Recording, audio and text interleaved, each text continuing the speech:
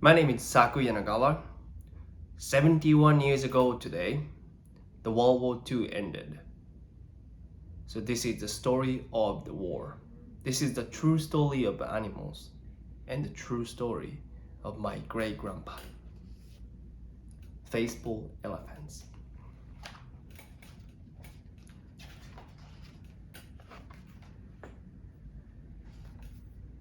The cherry blossoms are in full bloom at the Ueno Zoo.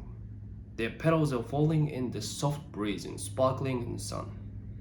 Beneath the cherry trees, crowds of people are pushing to enter the zoo on such a beautiful day. Two elephants are outside, performing their tricks for a lively audience, while blowing toy trumpet with their long trunks. The elephants walk along large wooden logs. Not far from the cheerful square, there stands a tombstone. Not many notice this monument for the animals that have died at the Ueno Zoo. It is quiet and peaceful here, and the sun warms every corner. One day, an employee of the zoo, while tenderly polishing the stone, told me a sad story of 3 elephants buried there. Today, he said, there are 3 elephants in this zoo, but years ago, we had 3 different elephants here. Their names were John, Tonki, and Wanli. At that time, Japan was at war. Gradually, the war had become more and more severe. Bombs were dropped on Tokyo every day and night like falling rain. What would happen if bombs hit the zoo? If the cages are broken and dangerous animals escape to run wild through the city? It'd be terrible. Therefore, by command of the army, all of the lions, tigers, leopards, bears, and big snakes were poisoned to death. By and by, it came time for the 3 elephants to be killed. They began with John. John loved potatoes, so the elephant keepers mixed poisoned potatoes with the good ones when it was time to feed him. John, however, was a very clever elephant. He ate the good potatoes, but each time he brought a poisoned potato to his mouth with his trunk, he threw it to the ground, kerplunk. As it seems there is no other way, the zookeeper said, we must inject poison directly into his body. A large syringe, the kind used to give shots to horses, was prepared. But John's skin was so tough that big needles broke off with a loud snap, one after the other. When this did not work, the keepers reluctantly decided to starve him to death. Poor John died 17 days later. Then it was Tonki's and Wanli's turn to die. These 2 had always gazed at people with loving eyes. They were sweet and gentle-hearted. The zookeepers wanted so much to keep Tonki and Wanli alive that they thought of sending them to the zoo in Sendai, far north of Tokyo. But what if bombs fell on Sendai? What if the elephants got loose and ran wild there? What would happen then? Tonki and Wanli too were doomed to be killed at the Ueno Zoo, just like all the other animals. The elephant keepers stopped feeding Tonki and Wanli. As the days passed, the elephants became thinner and thinner, weaker and weaker. Whenever a keeper walked by their cage, they would stand up, tottering as if to beg. Give us something to eat. Please give us water. Their small loving eyes began to look like round rubber balls in their drooping, shrunken faces. Their ears seemed too large for their bodies.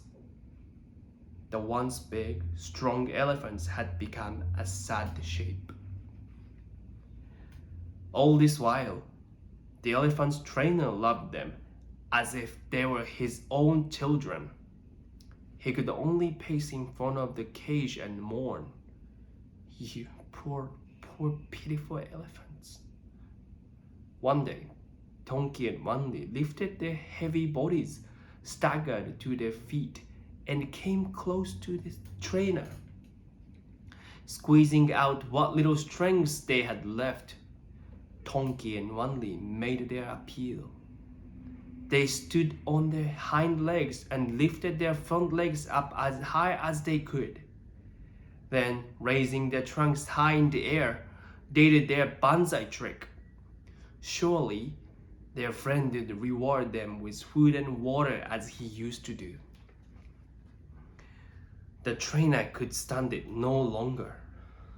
Oh, Tonki, oh, Wanli. He wailed and dashed to the food shed. He carried food and pails of water to them and threw it at their feet. Here, he said, sobbing and clung to their thin legs. Eat your food. Please drink. Drink and water. All of the other keepers pretended not to see what the trainer had done. No one said a word. The director of the zoo just sat very still, biting his lip and gazing at the top of his desk. No one was supposed to give the elephants any food. No one was supposed to give them any water.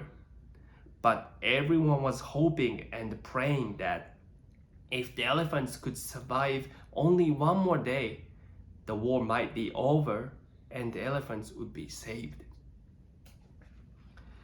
At last, Tonki and Wanli could no longer move. They just lay on their sides, hardly able to see white clouds floating in the sky over the zoo. However, their eyes appeared cleaner and more beautiful than ever. Seeing his beloved elephants dying this way, the elephant trainer felt as if his heart would break. He had no more courage to see them. All of the other keepers felt the same, and they too stayed away from the elephant's cage. Over 2 weeks later, Tonki and Wanli were dead. Both died, leaning against the bars of their cage with their trunks stretched high in the air, still trying to do their bonsai trick for the people who once fed them. The elephants are dead. They are dead, screamed the elephant trainer as he ran into the office.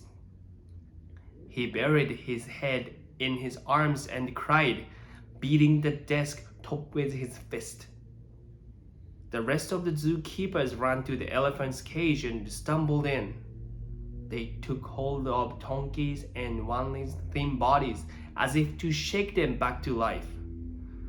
Everyone burst into tears, then stroked the elephant's legs and the trunks in sorrow.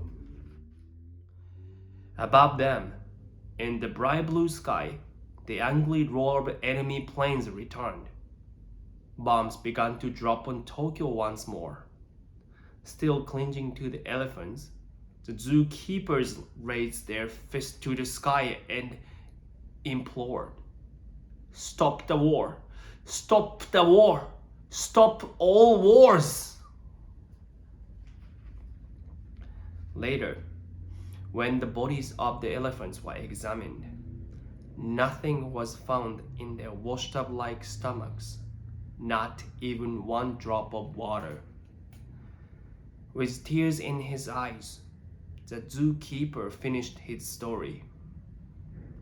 These 3 elephants, John, Tonki, and Wanli, are now resting peacefully under this monument. He was still patting the tombstone tenderly as the cherry blossom fell on the grave like snowflakes.